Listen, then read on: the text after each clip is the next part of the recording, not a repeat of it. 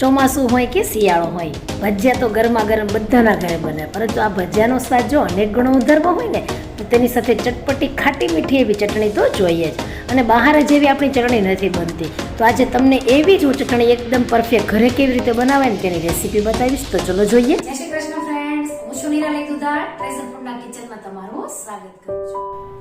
જો ચટણી સારી ન હોય તો તમને ભજીયા ખાવાની મજા આવે નહીં. તો આજે આપણે બે પ્રકારે ચટણી બનાવીશું. તો તમે જોઈ શકો છો કે મેં ખજૂરના ઠળિયા કાઢીને એક ફૂલ ભરેલો કપ લીધો છે. તો ઉપરથી ભરીને એવો આપણે કપ લેવાનો છે. અડધા કપ જેટલો કોલ્હાપુરી ગળ સાથે પોણા કપ જેટલી આંબલી લીધી છે, તેના પણ મેં બીજ કાઢી લીધા છે. હવે ત્રણ ઇન્ગ્રીડિયન્ટ્સને આપણે પલાળીને મૂકવાના નથી, પરંતુ પ્રેશર કુકરમાં તેને બાફવાના છે. તો ત્રણ ઇન્ગ્રીડિયન્ટ્સ આપણે પ્રેશર કુકરમાં એડ કરીશું, તેનું એક સરખું લેવલ કરીશું એટલે પાણી નાખવાની આપણને ખબર પડે. તો આ ત્રણેય ઇન્ગ્રીડિયન્ટ્સની ઉપર સુધી પાણી આવી જાય, એટલે કે બધું સરસ રીતે ડૂબી જાય એટલું પાણી નાખીને એકદમ ધીમા ગેસ પર 4 થી 5 વિસલ આવવા દેશું.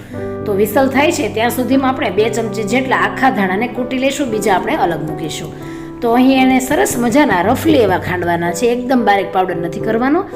જો આવી રીતે આપણે કૂટી લેવાના છે. તો સરસ એવા ધાણા આપણા ખંડાઈ ગયા છે અને હવે લેશું વરિયાળી. તો અહીં હું ઝીણી વરિયાળી લઉં છું, તેનો સ્વાદ વધારે સરસ આવતો હોય છે અને બાકીને આપણે અલગ મૂકી દઈએ. તો 1 ચમચી જેટલી મેં વરિયાળી, તેને પણ આપણે થોડી રફલી ખાંડવાની છે. વરિયાળી અને ધાણા આ બંનેનો સ્વાદ ભજીયા હોય કે આંબલીની ચટણી હોય કે કોઈ પણ ચટણી હોય તેમાં એટલો સરસ લાગતો હોય છે. તો જો આવી રીતે રફલી આપણે ખાંડી લેવાની છે. તો આ વરિયાળી છે ને ઝીણી હોય ને તેનો સ્વાદ મને વધારે સરસ લાગે છે. તમે ક્યારેક ટ્રાય કરજો, તે ખરેખર સ્વાદમાં વધારે ચડિયાતી હોય છે. હવે વરિયાળી અને ધાણા બંનેને આપણે એક અલગ પ્લેટમાં મૂકીને સાઈડમાં મૂકી દઈએ.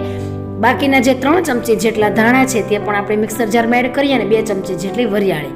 તો આ બધું જ આપણે સરસ રીતે તેને ગ્રાઇન્ડ કરી લેવાનું છે અને આ પણ આપણે અલગ રાખીશું. તો સાઈડમાં જે આપણે બાફવા મૂક્યું હતું ત્રણેય વસ્તુ, તે સરસ મજાની બફાઈ ગઈ છે અને એકદમ સરસ બફાયેલું હોવું જોઈએ, તેમાં સેજ પણ કચાશ ન હોવી જોઈએ. તો આવી રીતે સરસ બફાઈ જાય ત્યારબાદ આપણે તેને મિક્સર જારમાં એડ કરીશું. તેમાં વધારે પડતી એર ન હોવી જોઈએ, થોડું ગરમ કે થોડી એવી વરાળ હોય તો ચાલે.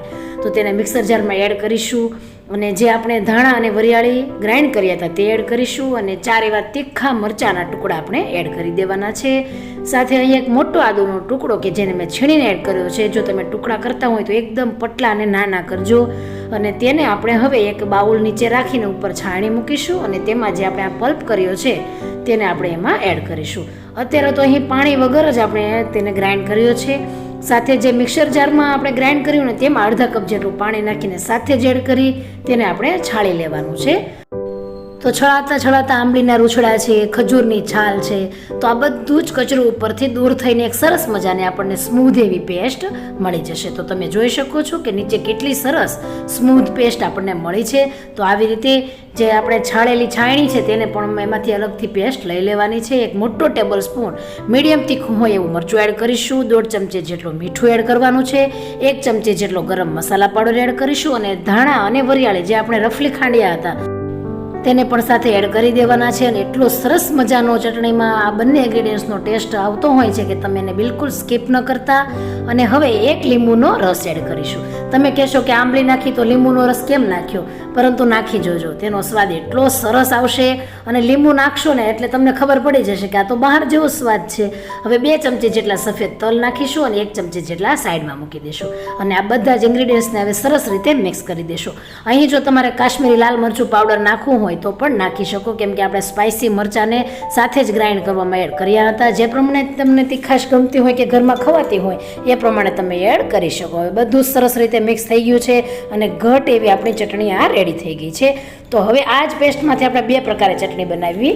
તો એક આપણે બાઉલ લઈ લઈશું અને તેમાં 4 થી 5 જે પ્રમાણે તમને જોવે એ પ્રમાણે તમે એટલી ચમચી પેસ્ટ લઈ શકો છો. આ પ્રમાણે જો ચટણીનો બેઝ રેડી કરેલો હોય ને તો ચટણી ફટાફટ બની જાય. અને તેમાં અડધા કપ જેટલું પાણી નાખીશું. તમે કહેશો કે પાણી નાખીશું તો ચટણી પતલી થઈ જશે, પણ બિલકુલ નહીં. જેમ તેને મિક્સ કરશો તેમ તમને ખ્યાલ આવી જશે. તમે જોઈ શકો છો કે ચટણી તો એવી ઘટ જ અને વળી એ જ ટેસ્ટની રહેશે.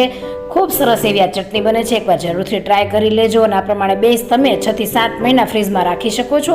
ઉપરથી અધકચરા એટલા વાટેલા આપણે આખા ધાણા અને વરિયાળીને એડ કરીશું. તો એક પ્રકારે ચટણી બની ગઈ છે. હવે બીજી પ્રકારે બનાવીએ તો મિક્સર જારમાં 4 ચમચી જેટલા ગાંઠિયા એડ કરીશું અને 3 થી 4 ચમચી જેટલી આ ચટણીનો બેઝ સાથે 1/4 કપ જેટલું પાણી નાખીને તેને પણ આપણે ગ્રાઇન્ડ કરવાની છે. જો તમે અહીં લસણ ખાતા હોય તો 4 થી 5 લસણની કળી પણ એડ કરી શકો છો.